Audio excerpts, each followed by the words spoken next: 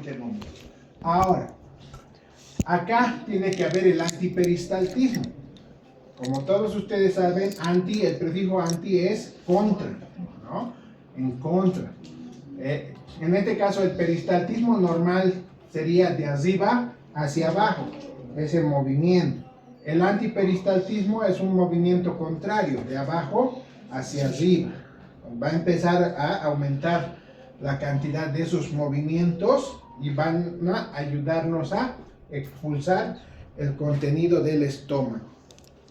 Entonces el vómito se va a iniciar con una inspiración profunda, un ascenso del hueso hioides para mantener abierto el esfínter esofágico superior, el cierre de la glotis, la elevación del paladar blando y con eso una contracción del diafragma y de los músculos de la pared abdominal para eliminar el contenido del estómago.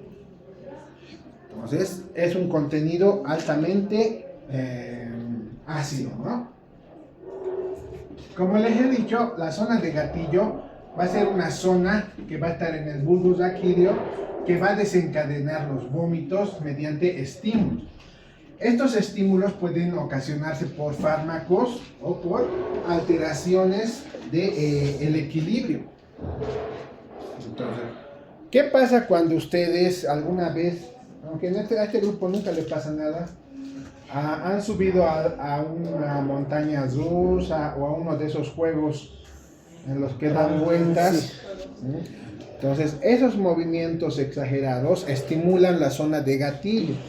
Por eso algunas personas en cuanto bajan, vomitan, ¿no? Las náuseas. La sensación de náuseas es un prodromo del vómito, o sea que ocurre antes. Pues acá va a haber impulsos excitantes que van a proceder del tubo digestivo y que van a llegar a la zona de gatillo, y asociada a esta zona de gatillo hay zonas que van a provocarnos las náuseas. Entonces puede ser por fármacos, puede ser por estos movimientos alterados que nosotros vamos a sentir primero náuseas y después el vómito. Puede haber obstrucción gastrointestinal debido al cáncer, a constricciones fibrosas, a espasmos y a parálisis también puede haber. Y las flatulencias, ¿no? Las flatulencias, vamos a ver que existen tres fuentes, ¿no? Primero, el aire deglutido. Cada vez que ustedes hablan también entra una cantidad de aire en su aparato digestivo. También los gases formados por su flora microbiana normal y los gases que pasan a través de la sangre al tubo digestivo.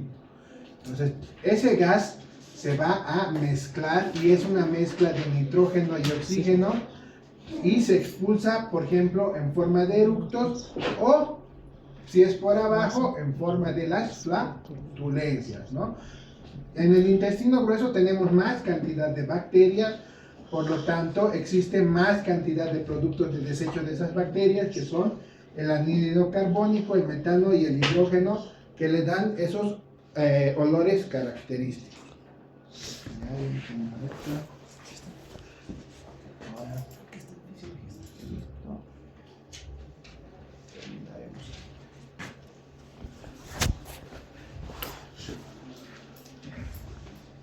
Voy a hacerlo más rápido esto porque ya hemos hablado en las anteriores clases acerca de la absorción y la digestión de esto, ¿no? Cuando nosotros ingerimos comida es para generar energía. El hecho de que ustedes caminen, de que estén despiertos, de que estén escribiendo, de que puedan mantenerse sentados, es una constante utilización de energía. ¿Y de dónde sacamos la energía? De los alimentos. Acá nosotros tenemos que generar a partir de estos alimentos múltiples reacciones químicas que nos van a dar como resultado la energía. ¿Cuál es el principal combustible de nuestro cuerpo? El ATP, adenosín trifosfato o trifosfato de adenosina, como ustedes quieran llamarlo. Este componente cuando se forma proporciona energía. Esa energía, ¿no?, es liberada y pierde un ion fosfato y se transforma en ADP, adenosín difosfato. En esta forma no nos sirve, no tiene energía. Entonces, estos elementos que nosotros comemos nos ayudan a acoplar un fosfato y volver a tener ATP. En resumidas cuentas, esto es lo que sucede. Ahora, de todo lo que nosotros ingerimos, todos los alimentos que vamos a consumir, hay una cantidad que se va a utilizar para generar energía y otra cantidad que no llega a formar ATP. Entonces, ¿qué pasa con esa energía? ¿Desaparece porque sí con ese alimento? No, se transforma en energía libre. Y esa energía libre se traduce en calor. Entonces, esta es la explicación de por qué ustedes cuando cosen, cuando hacen un ejercicio prolongado, cuando suben las gradas rápidamente, sienten su cuerpo más caliente, ¿verdad? ¿Por qué? Porque han necesitado una gran cantidad de energía para movilizar sus músculos y en ese proceso ha habido un porcentaje que se ha transformado en calor. Entonces, esa energía libre se expresa en calorías por mol de sustancia, ¿no? Por ejemplo, la energía generada por la oxidación de una molécula de glucosa, de un mol de glucosa, es de 686.000 calorías. Un mol de glucosa son 180 gramos. Entonces, este ATP nos ayuda a todas las actividades que tenemos en nuestro organismo. Y es una combinación de adenina ribosa y 3 radicales fosfato. Entonces, cuando perdemos uno de estos radicales fosfatos, es cuando ese ATP se ha utilizado. Ya hemos generado la energía, entonces tenemos ADP, ¿no? La batería ya está en cero. Y para que volvamos a cargar esa batería, tenemos que utilizar o azúcares, o grasas, o proteínas. Entonces, la producción de energía se va a dar mediante estos compuestos que los obtenemos en la comida. Estos nos van a ayudar mediante procesos de oxidación a generar ATP. Este ATP se va a utilizar para contracción muscular, para la transmisión de impulsos nerviosos, etcétera, etcétera, etcétera. Y vamos a tener ADP, ¿no? Adenosín difosfato, que no nos sirve para nada, que otra vez tenemos que añadirle un radical fosfato y otra vez lo utilizamos. Esta es la respuesta de que por qué los seres vivos tienen que alimentarse para seguir siendo seres vivos. Entonces, la importancia de la glucosa. La glucosa, ¿por qué solo hablo de glucosa y no hablo de fructosa, de galactosa, etcétera, etcétera, etcétera? Porque al final del día, el 95% de todos los monosacáridos van a ser glucosa. Entonces, la glucosa es el principal monosacárido que va a estar en nuestro organismo. ¿Por qué es importante la glucosa? Porque es la principal fuente de energía del sistema nervioso. El sistema nervioso es como que tiene puertas grandes de garaje y la glucosa tiene el tamaño de un auto. ¿Acá entrará una molécula de glucosa? No, ¿verdad? Entonces, al resto del organismo es muy difícil que ingrese rápidamente, pero al sistema nervioso no, al sistema nervioso ingresa rápidamente, fácilmente y le da energía, ¿no? Entonces, esta glucosa no difunde fácilmente en otras células, ¿no?, que no sean el sistema nervioso central. ¿Cómo entra a otras células? Mediante un proceso de cotransporte. Entonces, eso es fisio 1. ¿Tiene que entrar a las demás células para darle energía? Sí. Pero no puede entrar sola. Entonces, en la puerta va a estar una proteína de transporte con una parte adentro y otra parte afuera. Entonces, si tocan a la puerta, como han entrado los dos últimos, entonces imagínense que la chica es la glucosa y el muchacho es el sodio. Entonces con ayuda del sodio sí puede ingresar la glucosa al resto de las células, ¿no? Entonces, la insulina, ¿qué hace? Aumenta esa difusión de la glucosa, ayuda a que esa glucosa pueda ingresar a la célula. Entonces, esto, por ejemplo, son enterocitos. La glucosa, fructosa, puede pasar al enterocito gracias a la ayuda del sodio, mediante ese mecanismo de cotransporte. Una vez dentro del enterocito, ¿el enterocito la tendrá que usar? No, tiene que pasar a la sangre. ¿Cómo va a pasar a la sangre? Mediante el proceso de formación de energía, ¿no? Entonces, se va a formar energía mediante el mecanismo de sodio-potasio, ¿no?, de transporte de sodio-potasio, la bomba de sodio-potasio, y de esa manera va a poder esa glucosa pasar a la sangre y de la sangre al hígado, ¿no?, y del hígado a donde sea necesario que vaya. Esta glucosa, cuando nosotros queremos utilizarla, cuando está en una célula y esa célula tiene que secretar, tiene que dividirse, tiene que contraerse, etcétera, etcétera, etcétera, entonces tiene que fosforilarse. ¿Y qué es la fosforilación? Es la combinación con un radical fosfato. ¿Eso ocurre por arte de magia? No. Tiene que estar intervenido por enzimas. En este caso la glucosinasa o la hexosinasa. De esa manera se fosforila y empieza a tener sus transformaciones, sus variaciones para generar ATP. Ahora, esta parte muchos se confunden.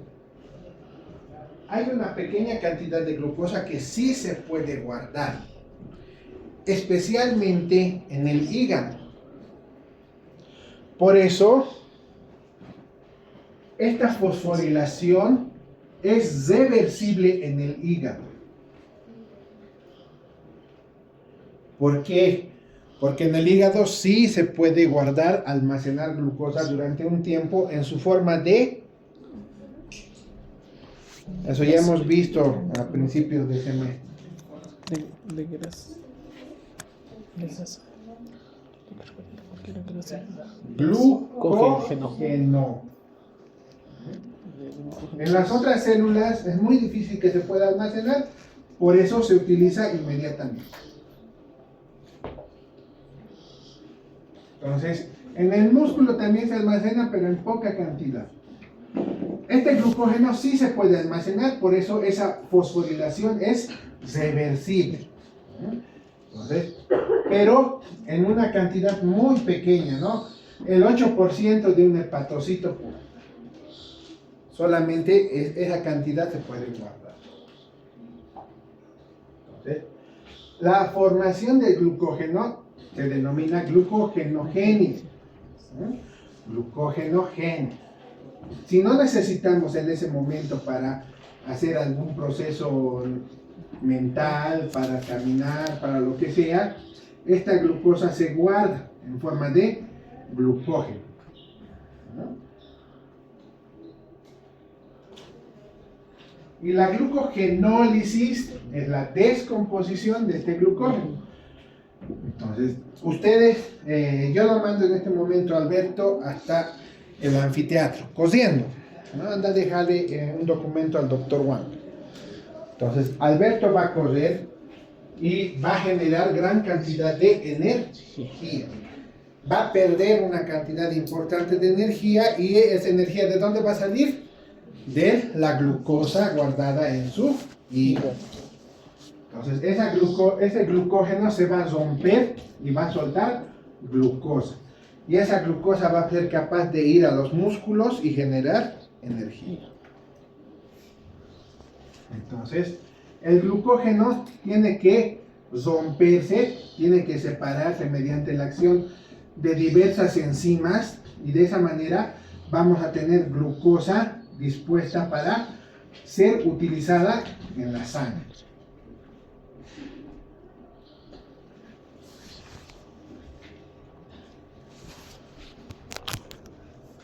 La activación entonces de la fosforilasa por la adrenalina. La adrenalina y el glucagón van a activar, ¿no?, la fosforilasa, y por tanto van a generar una glucogenólisis rápida.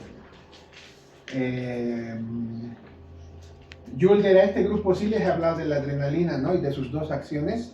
Sí. Entonces, ¿en qué momento necesitamos adrenalina? Escape. Eso, ¿no? Para pelear o para huir. Entonces, como necesitamos gran cantidad de energía, entonces, la adrenalina nos permite romper el glucógeno y tener una cantidad apropiada de glucosa en la sangre para generar energía.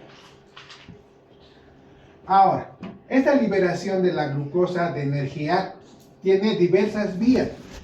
Son caminos que toma la glucosa para generar ATP. Algunos caminos son más competentes que otros, ¿no? En algunos vamos a generar gran cantidad de energía y en otros una cantidad más pequeña. Por ejemplo, en la vía glucolítica, aquí, por cada mol de glucosa, 180 gramos de glucosa, vamos a liberar 686.000 calorías. Pero, para generar una mol de ATP, solamente necesitamos 12.000. ¿Qué pasa con el resto? Entonces, no es que se pierda. En esta vía, lo que hace el organismo es romper esa glucosa poco a poco.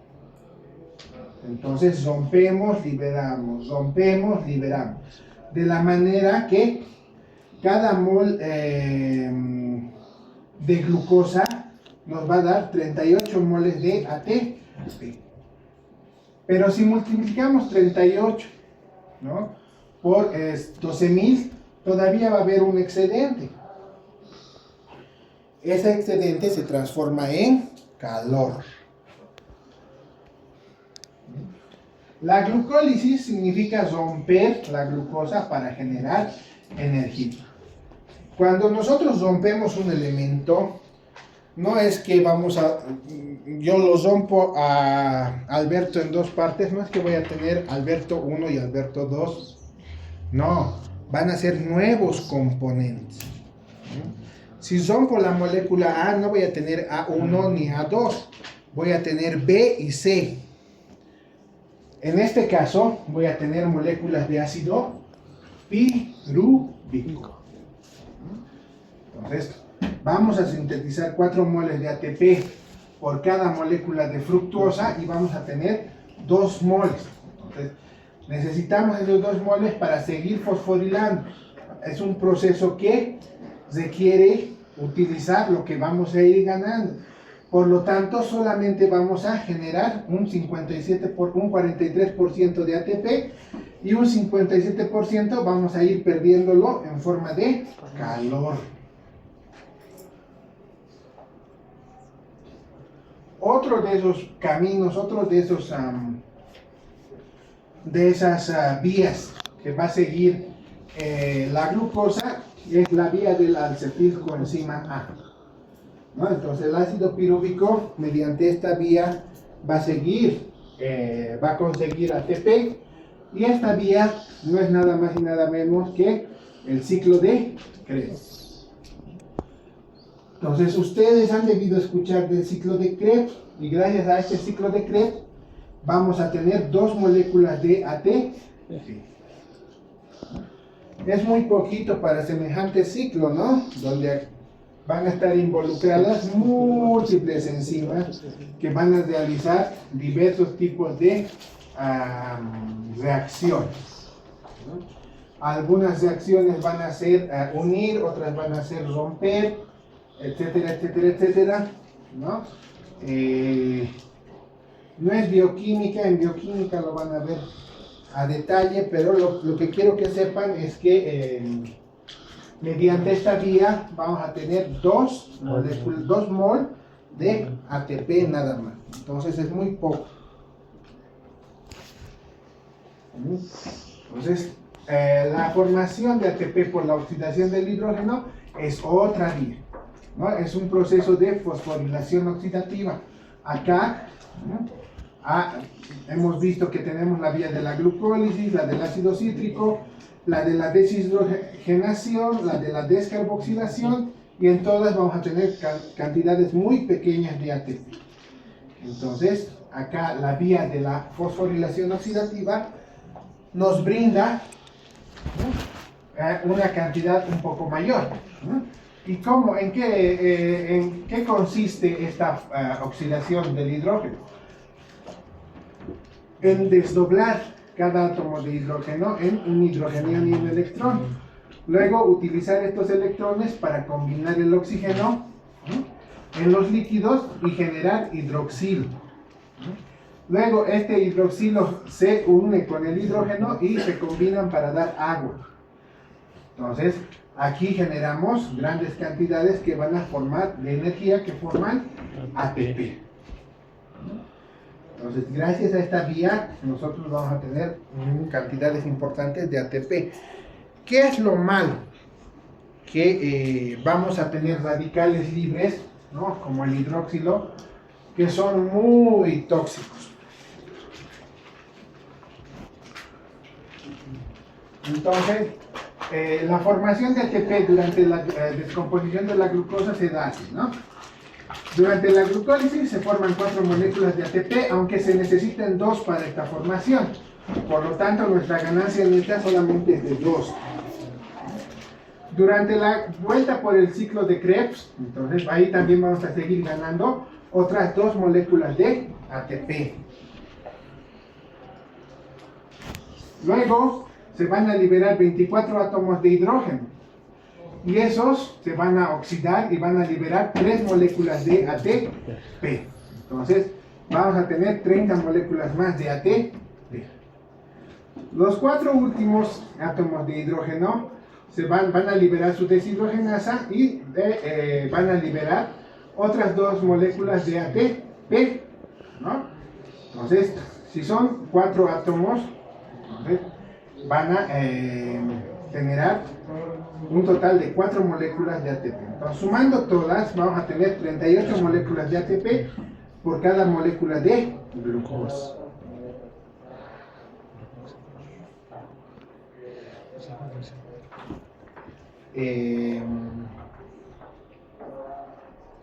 Nos daremos 10 minutos para que Yulder organice con los muchachos que recién han llegado. Por favor, que se anoten acá, y los 2 últimos, el grupo 12, o sea, el tema 61. Los compañeros que acaban de llegar, Y de los 2 últimos grupos, su lista para tenerlos aquí. los 3 que llegaron también, en una quita, y los 2 últimos también. Sí, aparte.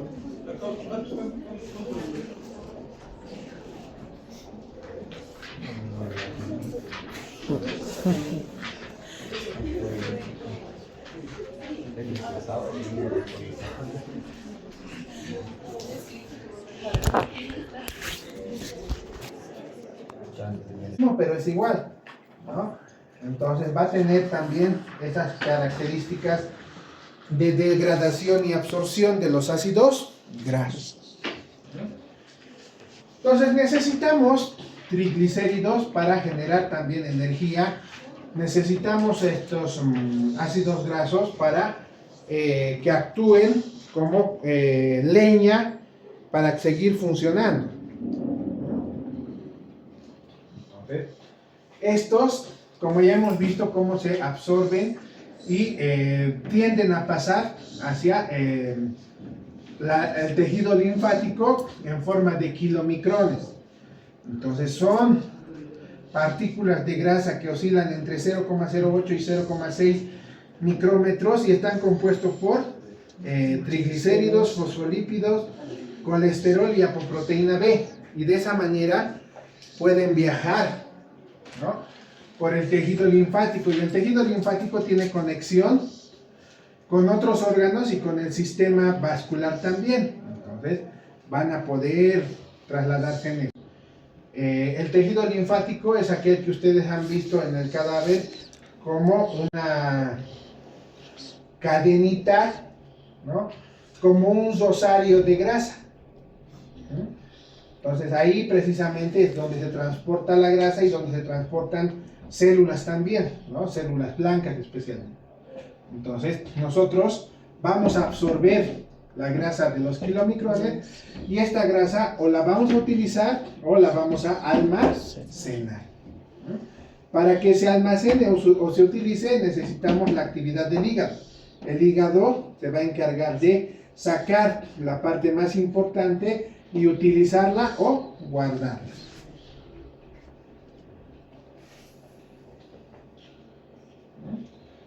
Entonces, estos kilomicrones van a estar presentes en el plasma y pueden elevarse, ¿no?, también.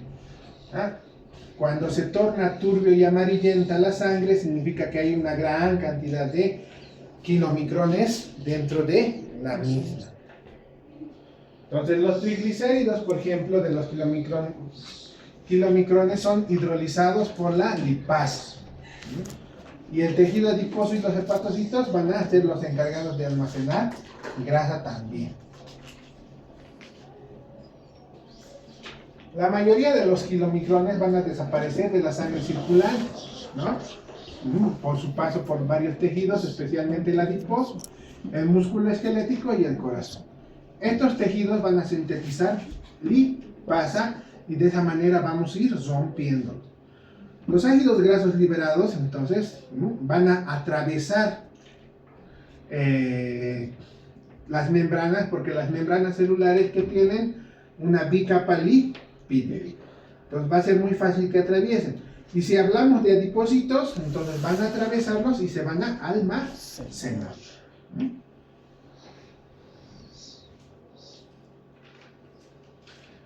Y como son grasa y la sangre, el plasma es agua, ¿podrán viajar normalmente? No. Igual que el agua y el aceite, no pueden estar juntos. Entonces, tienen que unirse a proteínas. En este caso, la albúmina. Y de esa manera pueden transportarse a través de la sangre, ¿no? Entonces, un medio de transporte es en la sangre mediante las proteínas de transporte y mediante el tejido linfático. Entonces, hay una cantidad mínima de ácidos grasos en la sangre, pero su recambio es muy rápido. O sea que se reemplazan, vamos utilizándolos, van degradándose y vamos eliminándolos rápidamente. ¿Por qué? Porque necesitamos gran cantidad de energía. Entonces, ¿ustedes creen que solamente tomando una tacita de café pueden estar despiertos hasta esta hora? No. Esa cantidad de glucosa que han consumido, pues ya hasta las 10 ya deben desaparecer. Entonces, siguen atentos, siguen concentrados los que están, gracias a que están utilizando en este momento sus reservas de ácidos grasos, ¿no? Entonces, por eso el organismo les va a pedir a las 12 ir a almorzar. ¿Para qué? Para reponer todo eso. Entonces, las lipoproteínas van a estar en más del 95% en el plasma. Tenemos gran cantidad de estas lipoproteínas que nos van a ayudar, ¿no?, a generar esta energía. Gracias a esta energía es que nosotros podemos realizar todas nuestras actividades. Ahora, ¿qué hay en el plasma? Tenemos colesterol, tenemos fosfolípidos, tenemos triglicéridos y proteínas también, ¿no?, las lipoproteínas. Entonces, estas cantidades son las adecuadas, las normales. Ahora, acá es donde hablamos de los tipos de lipoproteínas. Ustedes siempre han debido escuchar, y en estos tiempos más aún, donde la gente habla por hablar, que hay grasas buenas y grasas malas, colesterol bueno y colesterol malo. Entonces, acá, ese colesterol bueno, ese colesterol malo, simplemente son lipoproteínas. Lipoproteínas de muy baja intensidad, lipoproteínas de baja intensidad, lipoproteínas de alta densidad. Entonces, ¿a qué se refiere? A su velocidad de transporte y de metabolización. Entonces, las que son de baja densidad van a tener concentraciones moderadas de colesterol y fosfolípidos, y las de densidad intermedia, ¿no?, las de baja densidad van a tener aún más, ¿no?, lipoproteínas, colesterol y fosfolípidos, ¿no?, van a tener aún. Entonces, las de baja densidad, como van a tener mayor cantidad de colesterol, el colesterol no se deshace fácilmente, ¿no?, y van a viajar por el cuerpo de manera más lenta, conteniendo el colesterol. Y como el colesterol no se deshace fácilmente, ¿por qué es malo? Porque si este colesterol se adhiere a las paredes vasculares, va a ir formando placas de ateromas, dando como origen la patología conocida como ateroesclerosis. Por eso es colesterol malo. Y el bueno es el de alta densidad, el que contiene más cantidad de proteínas, o sea, poco colesterol. Y como es de alta densidad, también circula más rápido y no hay más problema de que se adhiera a las paredes vasculares. Al no adherirse a las paredes vasculares, no nos va a generar este trastorno de la ateroesclerosis, ¿no? De esa manera, esas son las lipoproteínas buenas y estas son las lipoproteínas malas. Entonces, todas estas lipoproteínas se van a formar en el hígado, ¿no? Ya les he dicho, el hígado es el encargado de utilizar o guardar. Entonces, si es que las de alta densidad tienen poco colesterol, ese colesterol se utiliza y no hay problema. Si tenemos más lipoproteínas de baja densidad, entonces vamos a tener una cantidad alta de colesterol circulando en la sangre y eso es peligroso. El tejido adiposo, entonces, tenemos dos tipos de tejido en el organismo que guardan grasa, ¿no? El tejido adiposo y el hígado. Entonces, el tejido graso nos va a servir para eso, para almacenar. Entonces, esta grasa no simplemente se va a almacenar para momentos que requiramos, sino en realidad está funcionando todo el tiempo. ¿Por qué entonces hay personas que son más gorditas que otras? Por el metabolismo. Entonces, si nosotros hacemos más actividad física, gastamos más energía, requerimos más energía. ¿Y de dónde va a salir la energía? Del tejido graso. Las células grasas van a almacenar triglicéridos. Entonces, estos adipocitos, ¿no?, van a almacenar cantidades hasta del 95% de su volumen. Entonces prácticamente están diseñados para guardar grasa. Ya, aquí quedamos. Nos vemos la siguiente semana.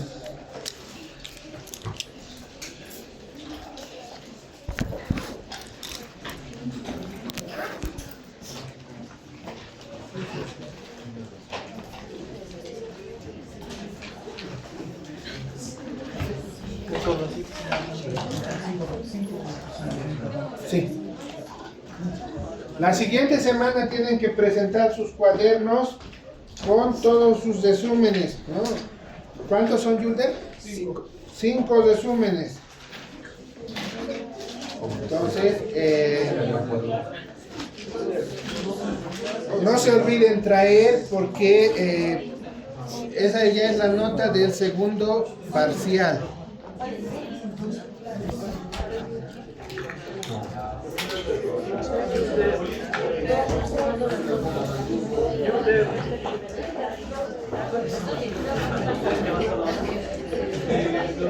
Ya, me vas a tener cuatro y ayuda también y te voy a dar. ¿Ya?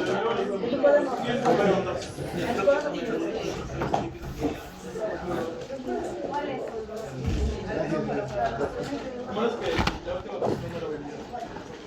Pero los es gasto 3, 4, 5, metabolismo de glúcidos y balance. Lo voy a mandar a Maya yo. ¿O lo mando? Es los dos últimos que faltan. Sí, yo lo voy a mandar. Ya. Balance energético es el último. Son 5.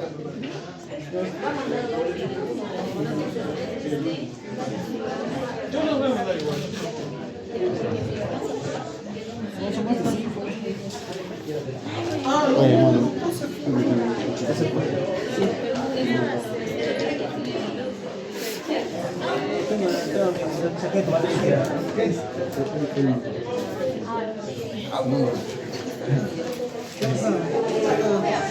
No, son que da ahí esta huevada, ¿no? Es de tubos. Estoy analizando. 1, 2, 3, 4. No. El 3 y el 4 ya hemos estado. El 5, 6, 7. No, estamos haciendo. Por eso no. Estamos haciendo ahorita. Hasta el 16 no sé, hasta el 17. Nos puede pasar. En el libro está metabolismo de esto, de grasa y proteína. Ya son 3 temas. Ya, 1, 2, 3, 4, 5. No, entonces todo es esto. Ya, el gasto no hemos hecho. Gasto 3. No hemos hecho así hemos hecho gasto 3. El 4 hemos hecho. Este 3 hemos hecho el anterior. Esta es la 4, entonces nos está presentando. Tenemos que presentar su resumen. Ahora está empezando de aquí. 5. Y el otro es este mecanismo. Y la siguiente clase que todo va a ser capaz balance energético más. Sí.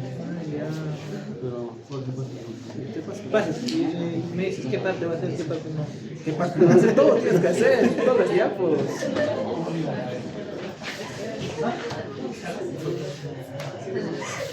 ¿Qué cosa?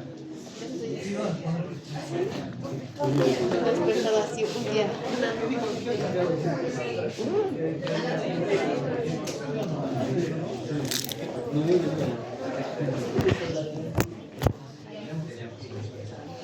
¿Se ha ido?